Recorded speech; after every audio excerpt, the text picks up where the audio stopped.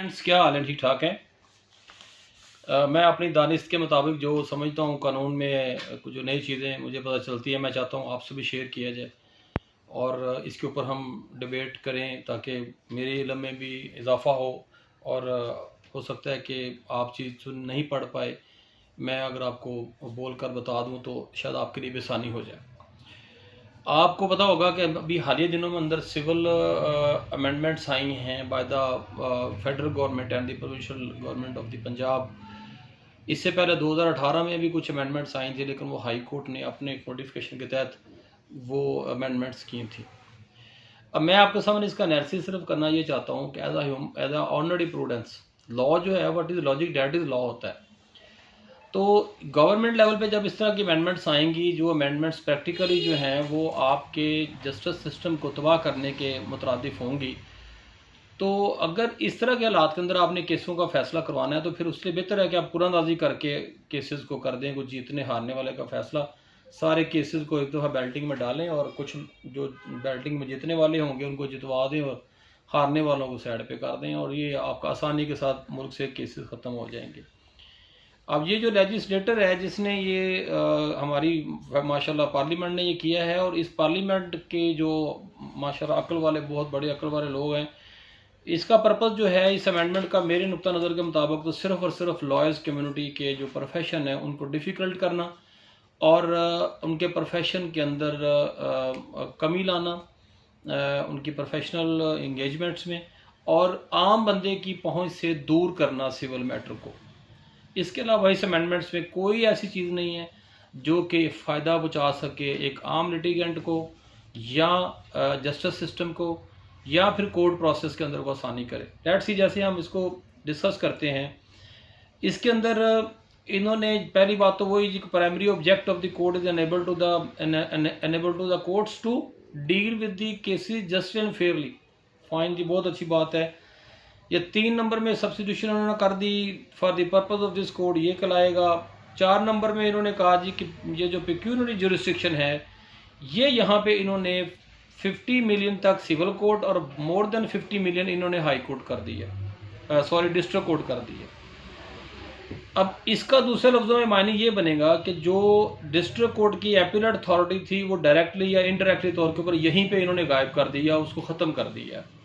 क्योंकि अगर आपका पहले ऑल ओवर सूट जो था, जो फर्स्ट ग्रेड की कैटेगरी में आता था सिविल जज फर्स्ट ग्रेड में, अब वो डिस्ट्रिक्ट जज सुनेगा तो डिस्ट्रिक्ट जज वो तमाम अथॉरिटीज़ जो हैं जो सिविल कोर्ट के पास थी वो उनको बतौर ओरिजिनल जुरिस्डिक्शन सुनेगा।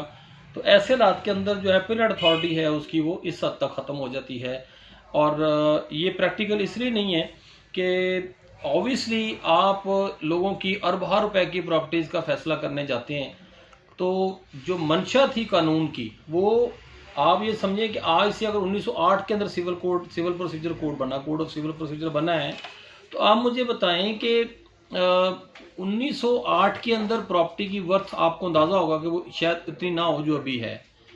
तो लेजिस्लेटर ने उस वक्त भी इसके अंदर 3 पोर्शन रखे, civil code, district code and then the high court and the revisional jurisdiction, या उसकी जो आरएफए के तौर के ऊपर, और उसके बाद सुप्रीम कोर्ट के ऊपर लीव टू अपील में हम जाते थे। तो अब जबकि प्रॉपर्टीज़ की वर्थ इस कदर बढ़ गई हुई है, वहाँ पे एक पूरे फोरम को कट कर देना ये इंसाफ के बुनियादी तकाज़ों के ख़िलाफ़ है। तो ये जो सेक्शन 6 है जो इस अमेंडमेंट की है, मेरे हिसाब से तो ये बिल्कुल जुल्म है। अरबों की प्रॉपर्टी आप 2 पोर्शनों में 2 जगहों पे ऊपर डिसाइड करवा के फेंक दें, तो इससे बेहतर यह है कि आप सिविल कोर्ट या एक ही कोर्ट को फैसला दे दें और उसी को फैसले को आप फाइनल फैसला तस्लीम करवाएं। फर्दर और मैं इसमें आप डिस्कस करते हैं जो इन्होंने सेक्शन 26 के अंदर अमेंडमेंट की है। ये कहते हैं प्लेंट के साथ आपने क्या कुछ देना है। ये प्लेंट आप दायर करेंगे और कोर्ट सेटिस्फाई करेगी इटसेल्फ कि उनकी जो है वो जुरिस्डिक्शन बनती है नहीं बनती है, अदरवाइज़ वो जो है उस दावे को वो रिजेक्ट कर देंगी। तो और उसके साथ एक और चीज़ कि इन्होंने कहा जी कि आप प्लेंट के साथ कॉपीज़ देंगे तमाम डॉक्यूमेंट्स की, और आपकी पे along with the summons and 2 extra copies of entire set. अब ये मुझे बताएं कि इसकी लॉजिक क्या ऑर्डिनरी प्रूडेंस के अंदर ये लॉजिकली बात दुरुस्त है? आपकी फ़ाइल है 50 सफ़ों की और आपके उसमें डिफेंडेंट्स हैं 20, लेट्स सी, तो वही फ़ाइल जो है वो 50 को जब मल्टीप्लाई करेंगे तो वो 1000 सफ़े की फ़ाइल बन जाएगी। आपके पास रिकॉर्ड के अंदर पहले इतना स्पेस है कि आप फाइलों को इतना मोटा मोटा करके रख लेंगे।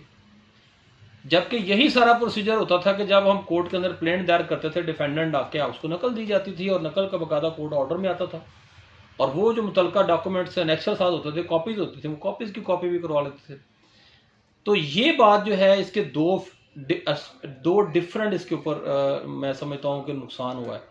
एक लिटिगेंट के ऊपर बर्डन आ गया इनिशियल स्टेज के ऊपर कि वो एक ऐसा एक्स्ट्रा एक्सपेंस करेगा जो कि पहले वो नहीं कर रहा था। अब एक दावा दायर करने के लिए हम उससे लिटिगेंट से कहते हैं कि आप 10,000 इसके एक्सपेंस दें या 15,000 रुपये इसके एक्सपेंस दें, क्योंकि इसकी कॉपीज़ जो हैं वही 3 रुपये कॉपी है और आपकी जो है 1000 कॉपी एक होनी है और आपकी 1500 कॉपी होनी, तो 5000 की कॉपी ही होगी।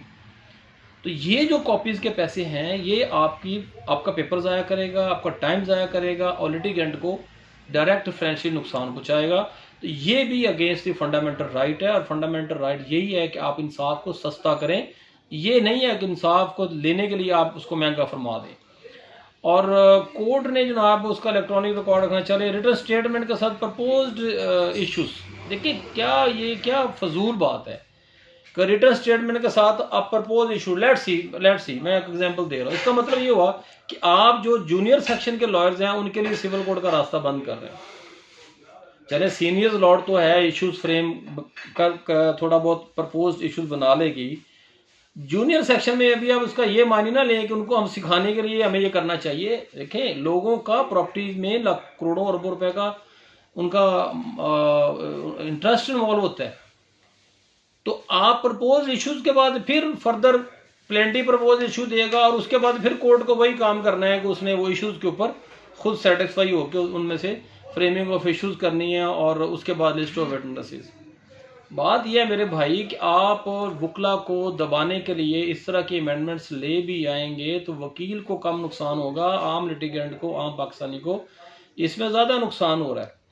फर्दर मोर आपने इसके अंदर अजीबोगरीब सी अमेंडमेंट्स डाल दी हैं। चलें जी, फाइनल आर्गूमेंट के भी आपने डेट दे दी। अमेंडमेंट सेक्शन 27 आपने दी कि जनाब उसके अंदर वो जो word non greater than 15 days हो जाएगा। चलें लेट्स सी आगे आ जाते हैं। Process of summon to be, ये भी ठीक है, समझ में आती है जी, आप पैरेलली चलाएं, इसको आगे ले जाएं। अमेंडमेंट सेक्शन 33 आप कहते हैं कि जजमेंट जो है वो 90 डेज़ के अंदर होगी। चलें लेट्स सी, वो आपके जजेस का मामला है, वो 90 डेज़ की बजाय चाहे 2 दिनों में कर दें। Insertion of the new section 75 in the set following spot checks. अच्छा देखिए ये कितना इंपॉर्टेंट है, 75 स्पॉट चेक। अब स्पॉट चेक के लिए जज साहब जाएंगे, जज साहब को भेज दें, फिर काम बंद कर दें, जज इतने भर्ती करेंगे आपको, फिर मेरा ख्याल है कि एक दावे को उठा के जज फिरते रहे, वो फाइल हाथ में पकड़े, अब स्पॉट चेक करे, उसे जाने जज ने को भावें कोई डांगा 10 मार दे।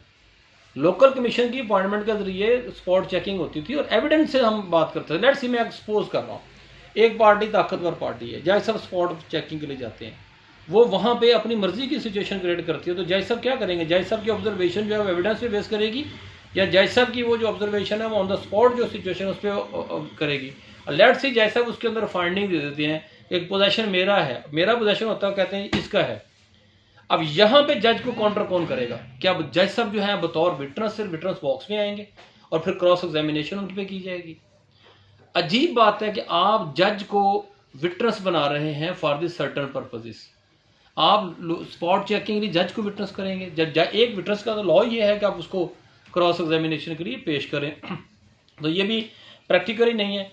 आपने जो सेक्शन 115 है रिवीजन की जो जुरिस्डिक्शन है वो भी आपने उड़ा दी और आपने इसको अजीबोगरीब सी इसके any party agreed by an order under section 104 pass by the court. अब आपने वो जो रिवीजनल एक्चुअल जुरिस्डिक्शन थी, देखिए रिवीजनल जुरिस्डिक्शन के अंदर तो आपने क्लियर कट जो है वो व्यू दिया हुआ है कि रिवीजनल तो होती सर्टन पैरामीटर्स में है, appeal as a matter of right होती है एंड रिवीजन जो है वो सर्टन पैरामीटर्स में होती है।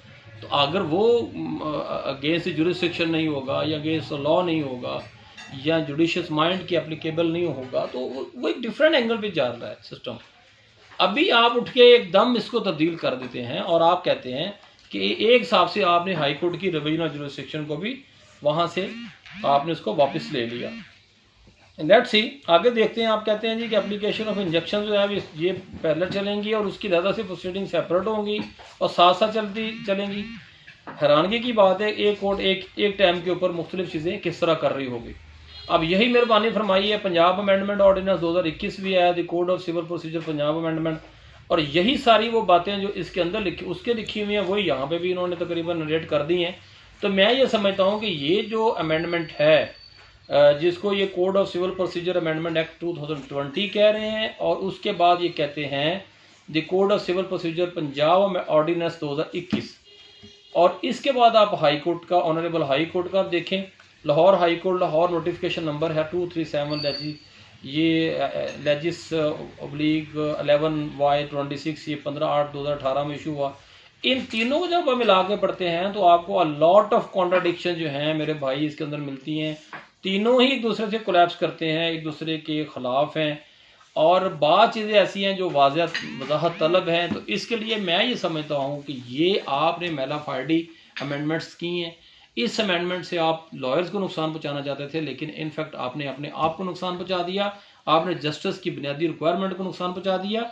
इससे बेहतर तो 1908 वाला वो लेजिस्लेटर था जो उस वक्त के हालात के मुताबिक जब प्रॉपर्टी की शायद वो वर्थ नहीं थी, उसने एक अच्छा उसका प्रोसेस आपसे बेहतर तैयार कर दिया। तो मैं समझता हूँ कि ये दावे के साथ इतनी ज़्यादा कॉपीज़, ये फ्रेमिंग ऑफ इश्यूज़, ये उसके बाद रिवर्टर में प्रपोज इश्यूज़, उसके बाद ये लीगल एड्स की वो डिटेल, ये सारा कुछ क्या कर रहे हैं आप। तो मैं समझता हूँ कि ये पॉजिटिव नहीं है, इन अमेंडमेंट्स को वापस लेना चाहिए और एक्चुअल जो सिविल कोड है हमारा उसको वापस बहाल किया जाना चाहिए। Thank you very much.